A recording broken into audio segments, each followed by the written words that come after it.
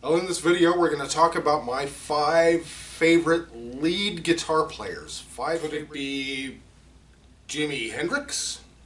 Or maybe Eric Clapton? Jimmy Page? Stick around.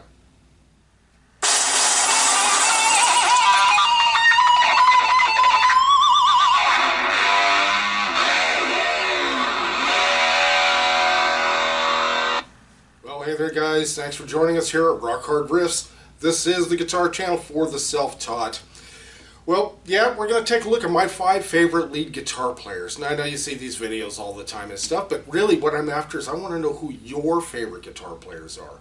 And maybe there are some people out there that have some favorites that maybe some guys that are not so well known, right? And I'm sure, you know, when you go to make a video like this, there are all kinds of people you forget or you just don't think of, etc. And of course, you're going to hear the common names and stuff, but I'll give you why. And also a separate club. All right, guys, if you are new to our channel, or if you've been watching our channel and you just haven't yet subscribed, we ask, hey, take a look at our videos, and if this seems like it's what you're interested in, please subscribe. We'd really appreciate that. Make sure you also click that bell. Just watch the coyote run by. Anyway, make sure you click that bell and so you get notified for all of our videos. All right, guys, let's get on with it. Now, I want to start by saying there are 3 guitar players that I want to start with that it's not really, to a certain degree, it's not fair one way or another because they died so early on in their careers for the most part. That would be Jimi Hendrix, Stevie Ray Vaughan, and also Terry Kath of Chicago. Jimi Hendrix died on November 18th of 1970. Very short career when you think about it. Stevie Ray Vaughan passed away in August of 1990. He was in a helicopter crash. How extremely unfortunate. And then there was Terry Kath of Chicago, who passed away January 23rd of 1978. There's a rumor that he was playing Russian roulette or that he was cleaning a gun or whatever it was, but however it happened, he accidentally shot himself in the head and he died. Now, Terry Kath was Jimi Hendrix's favorite guitar player. I think that really says a lot. That, you know, I love early Chicago. Just a ripping guitar player Terry Kath was. If you ever have the opportunity, of course, make sure and listen. All right, now let's get on with the top 5 list.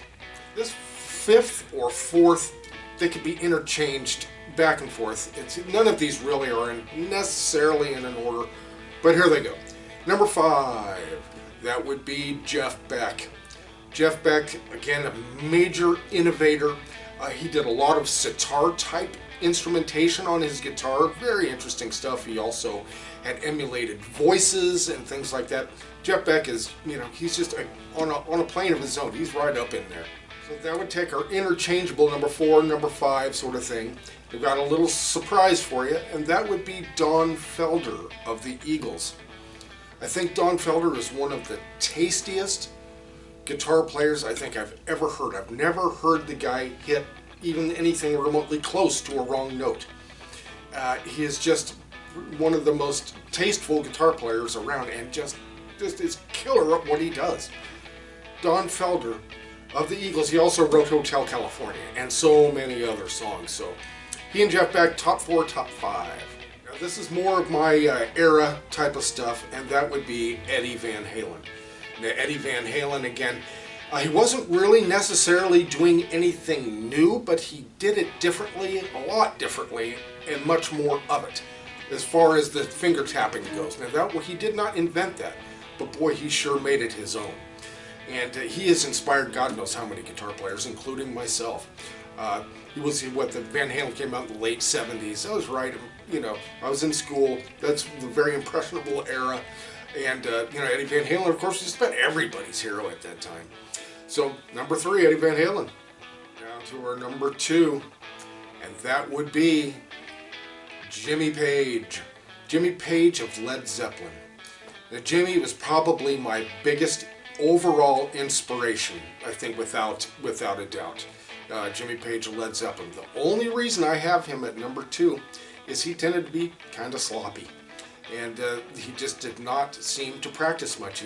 He knew he was a great guitar player, and he kind of seemed to know it, and didn't think maybe that he needed to practice, or maybe the drugs or something else was in his way, because after a couple albums his playing just got sloppy, and the live stuff was, some of it was horrendous, some of it incredibly awesome, just beyond awesome. That's why he would almost make him my number one, is if he wasn't quite so sloppy. And I don't mean to keep on about it, but Jimmy Page, I absolutely love him. Just that one thing.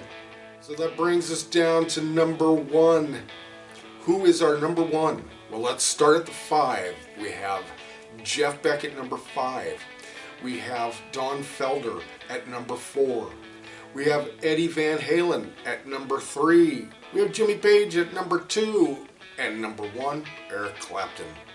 Eric Clapton, again, he is like Don Felder, except he was at the very beginning of it. He took the blues thing and just made it something different, along with players like Jeff Beck and Jimi Hendrix at the same time. As just an explosion of the guitar gods at that time in the mid to late 60s and after that.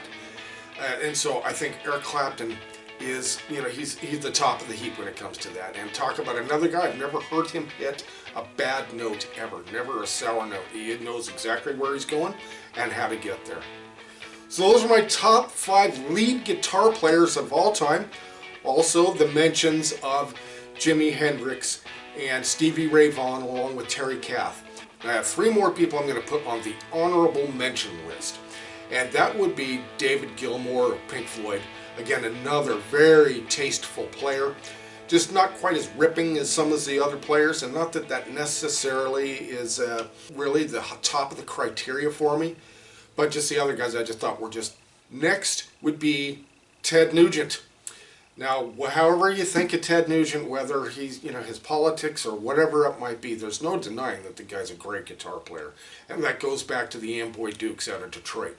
Man, great player, way ahead of his time. Now, one of the reasons why I don't have him in the top 5, or why he's in this but not in the top 5, is because of the song Wango Tango. Now, this is my personal opinion. I don't mean to offend anybody, but it's just my opinion that Wango Tango is probably the worst rock and roll song ever written or recorded. Whew. Wango Tango. Alright guys, so that's our list. Please let us know, what is your opinion? Who are your favorite players? Again, this is lead guitar players. We're going to do rhythm guitar players and other things too as well. So, alright guys, thanks for joining us here again at Rock Hard Riffs. This is the guitar channel for the self-taught. Make sure you subscribe, guys, and we'll see you next video.